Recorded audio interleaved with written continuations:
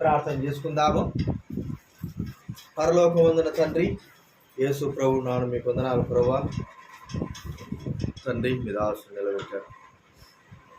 దైవవాక్యం ద్వారా మాతోనూ తనతో మాట్లాడి మీ సన్నిధించవలసిన చేస్తుంటున్నా.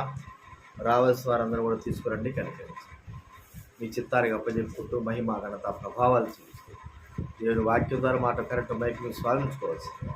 యేసు నామమున ప్రార్థించి వేడుచున్నాము తండ్రి.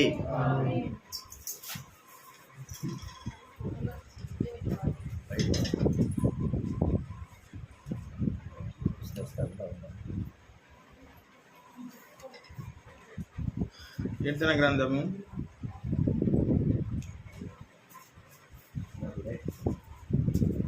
34వ నుంచి 34వ అధ్యాయంలో కొన్ని వచనాలు.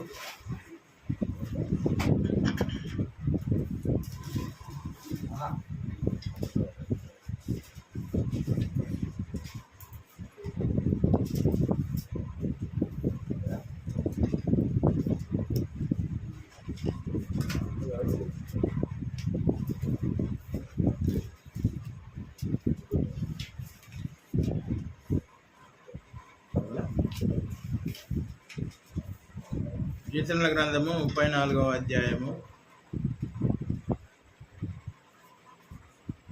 1వ వచనం నుంచి 12 వచనాల వరకు చూసుకుంటాం.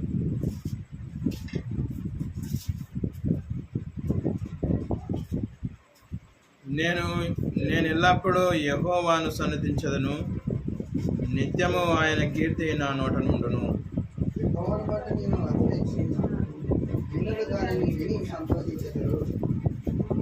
నాతో కూడి యెహోవాను గణపరచుడి, మనము ఏకముగా కూడి ఆయన నామమును గొప్ప చేయుదాము.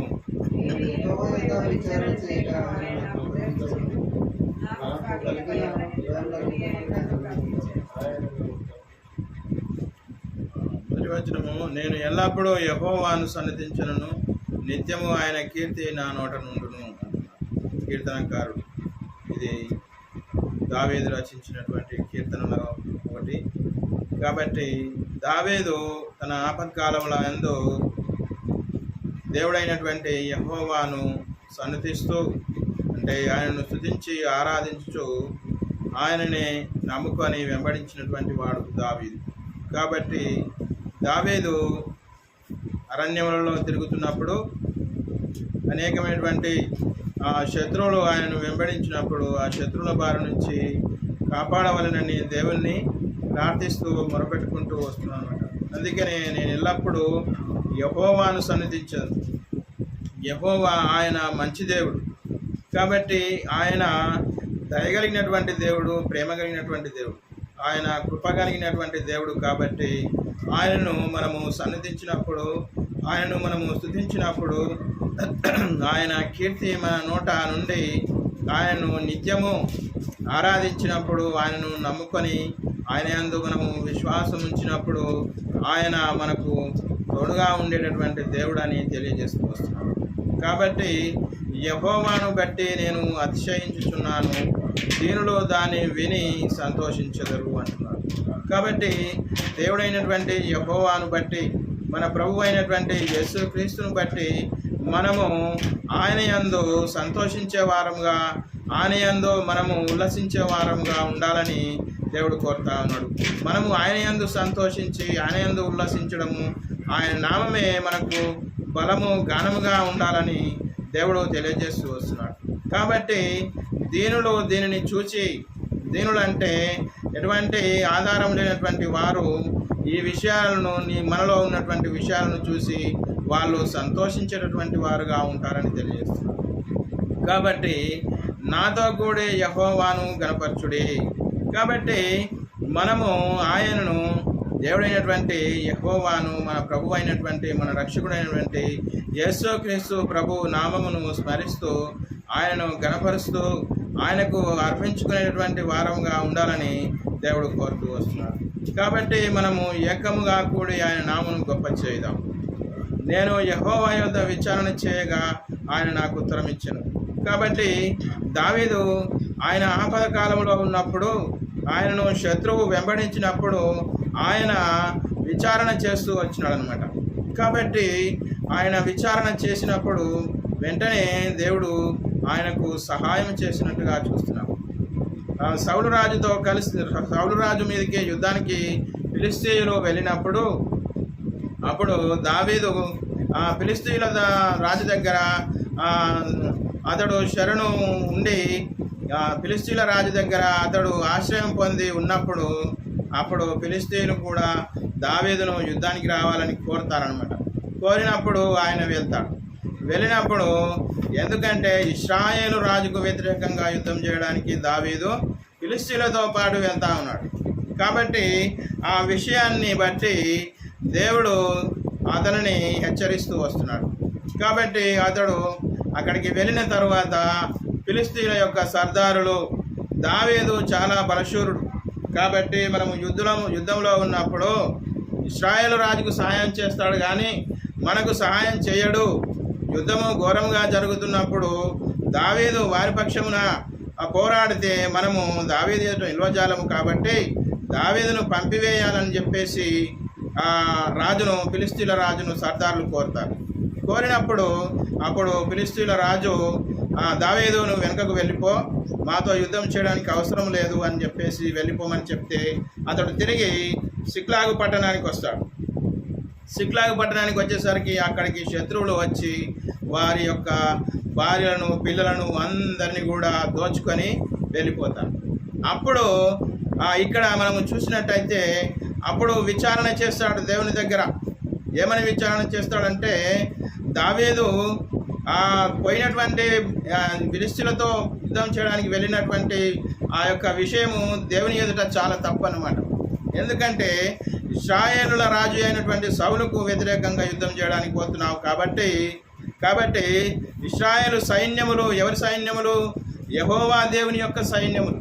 కాబట్టి యెహోవా దేవుని సైన్యములు వారు కలిగి ఉన్నారు. కాబట్టి ఆ యెహోవా దేవుని సైన్యములకు వ్యతిరేకంగాను యుద్ధం చేయడం తప్పు అని చెప్పేసి దేవుడు అక్కడ దావీదును శిక్షిస్తాడనమాట. అందుకనే శత్రువులు వచ్చి అమాలేకీయులు వచ్చి వారి యొక్క దండు అంతా కూడా దోచుకొని వారి పట్టణమును తగలబెట్టి వారి భార్య పిల్లలను తీసుకొని చెరపట్టి తీసుకొని పోతారు. అప్పుడు అతనితో పాటు 600 మంది ఎంతమంది దావీదుతో ఉన్నటువంటి వారు 600 మంది బలశూరులు.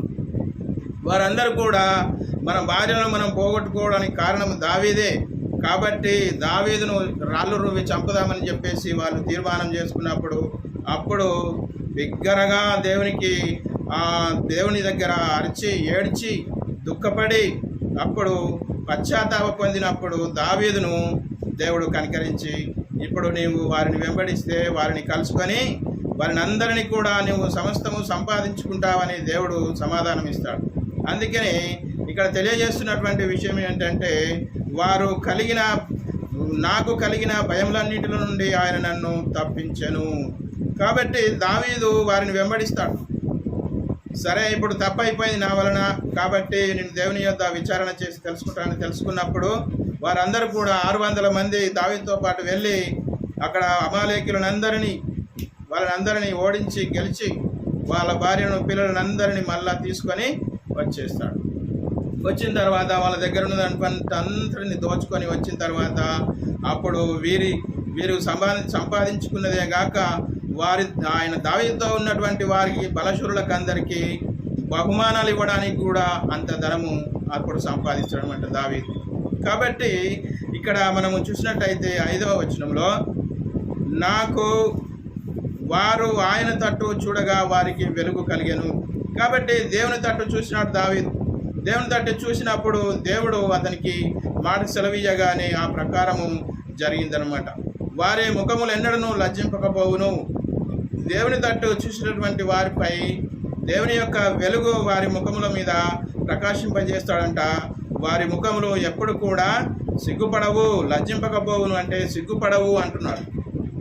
దేవుని ఎదుట మనము సిగ్గుపడే వారముగా ఉండకూడదని తెలియజేస్తా ఉన్నాడు. కాబట్టి దేవుని సన్నిధికి వచ్చేటప్పుడు మనము ఏ విధంగా ఉండాలని కోరుతానంటే దేవుని యొక్క సహాయమును కోరి దేవునికి మన హృదయాలను అర్పించుకొని ఆయన సన్నిధికి వచ్చి ఆయన మాటలు విని ఆయన మాటల యందు నమ్మిక ఉంచి నడుచుకోవాలని దేవుడు కోరుతా వస్తున్నాడు. కాబట్టి 6వ వచనాన్ని మనం చూసినట్టయితే, ఈ దీనుడు మొరపెట్టగా యెహోవా ఆలకించెను.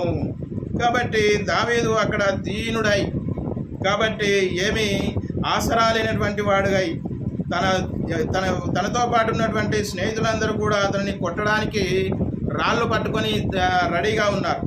కాబట్టి అటువంటి సమయంలో దావీదు ఏం చేసినాడు? దేవుని వైపు చూసినాడు. దేవుడైన యెహోవా వైపు చూసినప్పుడు ఆయన యొక్క వెలుగు ఆయనకు ప్రకాశించి ఆయన కార్యమును సాధించినాడు, యుద్ధము జయించినాడు. కాబట్టి 7వ వచనాన్ని మనం చూసినట్టయితే, యెహోవా యందు భయభక్తులు గల వారి చుట్టూ ఆయన దూత కావలి ఉండి వారిని రక్షించును. కాబట్టి మనము దేవుని యందు భయభక్తులు గల వారమై ఉండాలని ఇక్కడ దేవుడు సెలవిస్తా ఉన్నాడు. ఆయన యందు భయభక్తులు కలిగి మనము ఆయన త్రోవల యందు మనము నడిచినట్లయితే ఆయన దూత మనకు కావలిగా ఉండి మనం రక్షిస్తుంది అంటే చెప్తా ఉన్నాడు. కాబట్టి యేసుక్రీస్తు ప్రభువును మనము నమ్మి విశ్వసించినాము కాబట్టి ఆయన తట్టే మనము చూస్తూ ఆయన వెలుగును మనము మన ముఖముల పైన ప్రకాశింపజేసే దేవుడుగా ఉంటున్నాడు. కాబట్టి మనము ఆయన యందు నమ్మకము, విశ్వాసము, ఆయన తట్టు చూస్తూ ఆయన తట్టు చూసి ఇతరులకు సువార్త చెప్పే వారముగా ఉండాలని దేవుడు తెలియజేస్తూ ఉన్నాడు. కాబట్టి అనేక మంది ప్రజలు నశించిపోయి దాన్ని రక్షణ చూడలేకపోతూ ఉన్నారు. కాబట్టి మనకు తెలిసినటువంటి వారు మన బంధుమిత్రాదులే కానీ లేకపోతే మనకు పరిచయం ఉన్నటువంటి పరిచయస్తులే కానీ వారికి మనము యేసు ప్రభు నిజమైన దేవుడు, ఆయన రక్షకుడు కాబట్టి ఆయనను నమ్ముకోవడం వలన నీ పాపాలు క్షమింపబడతాయి, మన పాపాలు క్షమించడానికే యేసుక్రీస్తు ప్రభు ఈ లోకానికి వచ్చినాడు, ఆయన మరణించి పాతిపెట్టబడి తిరిగి పునరుత్థానుడై లేచినాడు, ఆరోహణమై పరలోక రాజ్యం వెళ్ళినాడు అని చెప్పేసి మన స్నేహితులకు కానీ లేకపోతే మన ఇరుగు పొరుగు వారికి కానీ చెప్పి వారిని దేవుని తట్టు త్రిప్పేవారముగా వారిని మనము అగ్నిలో నుండి లాగినట్టు వారిని లాగి రక్షణ వారికి తెలియజేయాలని దేవుడు చెప్తూ వస్తున్నాడు అన్నమాట. కాబట్టి యెహోవా ఉత్తముడని రుచి చూచి తెలుసుకొనుడి. యెహోవా దేవుడు ఎలాంటి దేవుడు అంట? ఉత్తముడు. ఆయన తప్ప ఇంకా వేరే దేవుడు ఎవరునూ లేరనమాట. కాబట్టి అన్ని నామముల కంటే ఇప్పుడు మనం పాట పాడుకున్నటువంటి దానిలో కూడా యేసుక్రీస్తు ప్రభు యొక్క నామము అన్ని నామముల కంటే పైన ఉండేటటువంటి నామం. అన్ని నామాలు కూడా ఆ నామం కిందనే ఉండిపోతున్నాయి అన్నమాట. కాబట్టి ఆయనను మనము రుచి చూచి తెలుసుకొని ఆయనను ఆశ్రయించు నరుడు ధన్యుడు. యెహోవాను ఎవరైతే తెలుసుకుంటారో, యేసుక్రీస్తు ప్రభు ఎవరైతే తెలుసుకుంటారో వాళ్ళు ధన్యులుగా ఎంచబడుతున్నారని చెప్తా ఉన్నాడు. కాబట్టి ధన్యుడిగా మనము కావాలంటే మనము ఆయన యందు భయభక్తులు కలిగి 9వ వచనం, యెహోవా భక్తులారా ఆయన యందు భయభక్తులు ఉంచుడి, ఆయన యందు భయభక్తులు ఉంచు వారికి ఏమీయో కొదువలేదు. కాబట్టి ఆయన యందు భయభక్తులు కలిగి మనము ఆయన త్రోవల యందు మనము నడుచుకున్నట్టయితే మనకు ఏమీయో కొదువ ఉండదని తెలియజేస్తా ఉన్నాడు. కాబట్టి మనము ఆయనను అనుసరించే వారముగా ఆయన యొక్క రక్షణను గురించి, ఆయన ఈ లోకానికి వచ్చినటువంటి ఉద్దేశం ఏంటిదో అది తెలియనటువంటి వారికి తెలియజేస్తూ వారికి సువార్త ప్రకటిస్తూ యేసుక్రీస్తు ప్రభువుకు మనము దాసులమై పనిచేయాలని దేవుడు తెలియజేస్తూ వస్తున్నాడు. కాబట్టి ఇంకా చూసినట్టయితే 10వ వచనము, సింహము పిల్లలు లేమిగలవై ఆకలిగొనును, యెహోవాను ఆశ్రయించు వారికి ఏ మేలో కొదువై ఉండదు. కాబట్టి సింహం పిల్లలైన కానీ ఒకసారి ఆకలిగొని ఉంటాయంట, కానీ ఆహారం దొరకకపోతే సింహం పిల్లలు కూడా గుహలలో ఉండి అవి ఆకలిగొని ఉండవచ్చు. కానీ దేవుని యందు మన దేవుడైనటువంటి యేసుక్రీస్తు ప్రభువునందు దేవుడైనటువంటి యెహోవా దేవుని యందు మనము ఆయనను ఆశ్రయించిన వారమై ఉండాలి. కాబట్టి నీవే నా ఆశ్రయం ప్రభువా, నీవు తప్ప నాకు ఆశ్రయం లేదు, నీవే మా దేవుడవు, నీవే మా రక్షకుడవు, మమ్మలను రక్షించినటువంటి దేవుడవు, మమ్మల్ని నడిపించినటువంటి దేవుడవు నీవే అని చెప్పేసి ఆయన యొద్ద మనము ప్రార్థన విజ్ఞాపనలు చేసినట్లయితే ఆయన మన మొర ఆలకించి ఆయన మనకు మేలు చేసేవాడుగా ఉంటాడని తెలియజేస్తూ ఉన్నాడు. కాబట్టి ఇంకా 11వ వచనంలో చూసినట్టయితే, పిల్లలారా మీరు వచ్చి నా మాట వినుడి. కాబట్టి మనం అందరము కూడా దేవుని ఎదుట పిల్లల లాంటి వాళ్ళమంట. ఎలాంటి వాళ్ళమంట? పిల్లల లాంటి వాళ్ళము. పిల్లలారా అంటున్నాడు. కాబట్టి మనము ఎంత పెద్దవారమైనప్పటికీ కూడా దేవునికి మనం పిల్లల లాంటి వారము అని చెప్తా ఉన్నాడు. కాబట్టి పిల్లలారా మీరు వచ్చి నా మాట వినుడి. మనము చిన్నపిల్లలను చూసే పిల్లలని అనుకుంటాం, కానీ దేవునికి అయితే మనం అంతా కూడా పిల్లలంటాం. కాబట్టి యేసుక్రీస్తు ప్రభువు కూడా నా పిల్లలారా అని తన శిష్యులను పిలుస్తాడనమాట. కాబట్టి వారు సముద్రంలో యేసుక్రీస్తు ప్రభు చనిపోయిన తర్వాత సముద్రంలో వారు పేతురు, యోహానులు వాళ్ళందరూ కూడా వెళ్ళి సముద్రంలో వలలు వేసి చేపలు పడతా ఉంటే, పిల్లలారా మీ యొక్క ఆహారము ఏమైనా ఉన్నదా తినడానికి అని చెప్తాడు. కాబట్టి యేసుక్రీస్తు ప్రభువు కంటే కూడా పేతురు వయసులో చాలా పెద్దవాడు. అయినప్పటికీ యేసుక్రీస్తు ప్రభు దేవుడు కాబట్టి, ఆయన రక్షకుడు కాబట్టి మనమందరం కూడా ఆయనకు పిల్లల లాంటి వారం అన్నమాట. కాబట్టి అందుకనే పిల్లలారా మీరు వచ్చి నా మాట వినుడి. కాబట్టి మనము దేవుని మాట విని యెహోవా యందలి భయభక్తులు మీకు నేర్పేదను. ఏం నేర్పుతాడంట? ఆయన మాట వింటే భయభక్తులు మనకు నేర్పుతాడంట. దేవునికి ఎలా భయపడాలి, ఎలా భక్తిగా ఆయన కోసం జీవించాలి, ఏ విధంగా ఆయన సువార్తను ప్రకటించాలి, ఏ విధంగా మనము ఇతరులను సువార్త చేత దేవుని మందిరానికి నడిపించాలి, దేవుని యొద్దకు తీసుకొని రావాలి అని చెప్పేటటువంటి విషయాలు దేవుడు మనకు తెలియజేసేవాడుగా ఉంటాడని తెలియజేస్తూ ఉన్నాడు. కాబట్టి యెహోవా యందలి భయభక్తులు మీకు నేర్పెదను. మనకు నేర్పించేటువంటి వాళ్ళు ఎవరు? మరి మన బోధకులు. కానీ మన బోధకుల ద్వారా కూడా, మనకు ఉన్నటువంటి బోధకుల ద్వారా కూడా దేవుడు మాట్లాడి మనము ఏమి చేయాలనో, ఏ పనులు చేయాలనో చెప్పేవాడుగా ఉంటాడు దేవుడు. కాబట్టి వాక్యంతోనూ మనతో మాట్లాడవచ్చు. తర్వాత బోధకుల ద్వారా, మన దేవుని యొక్క సేవకుల ద్వారా మాట్లాడవచ్చు. కాబట్టి ఏ విధంగానే నా దేవుడు మనతో మాట్లాడి ఆయనకు భయభక్తులు కలిగి ఆయన మాట విని ఆయన వెంబడించే వారంగా ఉండాలని దేవుడు కోరుతా ఉన్నాడు. ఇంకా 12వ వచనంలో ఒకసారి చూస్తే ఇక్కడ ఏమంటున్నాడంటే, బ్రతక కోరు వాడేవాడైనా ఉన్నాడా? కాబట్టి అందరం కూడా భూమి మీదకి వచ్చినటువంటి మనం మనుషులమందరం కూడా బ్రతకాలనే కోరుకుంటాం. ఏ విధంగా బ్రతుకుతాము, ఏ విధంగా పని చేసుకోవాలి, ఏ విధంగా మనము జీవనం గడపాలి అని చెప్పేసి అందరూ ఆలోచిస్తారు. మరి ఇక్కడ ఏమంటున్నాడంటే, బ్రతక గోరు వాడేవాడైనా ఉన్నాడా? మరి ఇంకా మళ్ళీ బ్రతక గోరు వాడేవాడైనా ఉన్నాడని ఎందుకు అడుగుతున్నాడంటే, మేలు నందుచు అనేక దినములు బ్రతక గోరు వాడేవాడైనా ఉన్నాడా? బ్రతక గోరు వాడేవాడైనా ఉన్నాడా అనేది ప్రశ్న. అయితే ఏ విధంగా అందరూ బ్రతుకుతా ఉన్నారు, కానీ మేలు నందుచు అనేక దినములు బ్రతకాలి అని కోరుతా ఉన్నాడు దేవుడు. దేవుడు ఇచ్చేటటువంటి మేళ్ళు మనం పొందుకొనుచు అనేక దినములు బ్రతికేటటువంటి వారముగా ఉండాలని దేవుడు కోరుతా ఉన్నాడు.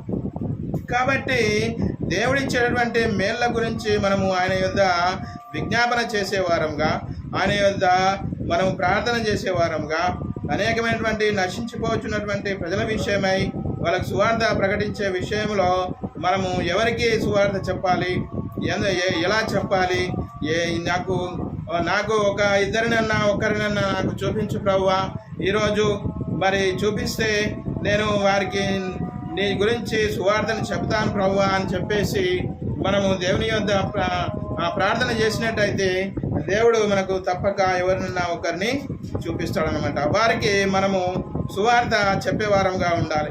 యేసుక్రీస్తు ప్రభు మన కోసం ఈ లోకానికి వచ్చినాడు, పాపములను క్షమించడానికి వచ్చినాడు. నీ పాపములను క్షమిస్తాడు, నా పాపములను క్షమిస్తాడు. అందరి పాపములను క్షమించడం కోసమే దేవుడి లోకానికి వచ్చినాడు. కాబట్టి ఆయనను నీకు తెలియజేస్తా ఉన్నాను. ఆయన దేవుడు నీ ఆపదలన్నిటి నుంచి ఆయన కాపాడుతాడు, నిన్ను విడిపిస్తాడని చెప్పేసి మనము ఎవరికైతే చెప్తామో వారు యేసు ప్రభువును నమ్ముకున్నట్టయితే వారి ద్వారా ఒకరిని మనము దేవుని వద్దకు తీసుకొచ్చినటువంటి వారంగా అవుతాం. కాబట్టి అనేక దినములు అంటున్నాడు. మేలు నొందాలంటే మనము ఏం చేయాలంట? దేవుని మాటలు వినాలి. పిల్లలారా మీరు వచ్చి నా మాట వినుడి. కాబట్టి ఆయన మాట మనం విన్నట్టయితే ఆయన యందు భయభక్తులు నేర్పిస్తాడు. తరువాత ఇంకా ఏం చేస్తాడంటే మేలు అనుగ్రహిస్తాడు. కాబట్టి ఆయన మేలు చేసినటువంటి దేవుడు, ఆయన కీడు చేసినటువంటి దేవుడు ఎంత మాత్రం కాదు, అన్ని మేలులే చేస్తాడు. కాబట్టి ఆయన యందు మనము నిలిచిన వారమై నమ్మకం కలిగిన వారమై ఉండి ఆయన వెంబడించినటువంటి వారముగా మనము ఉన్నట్టయితే ఆయన మనకు మేలు చేసి మనం నడిపించే దేవుడుగా ఉంటున్నాడు. కాబట్టి ఈ మాటలు దేవుడు తన వినికిడిలో ఆశీర్వదించుతాడు.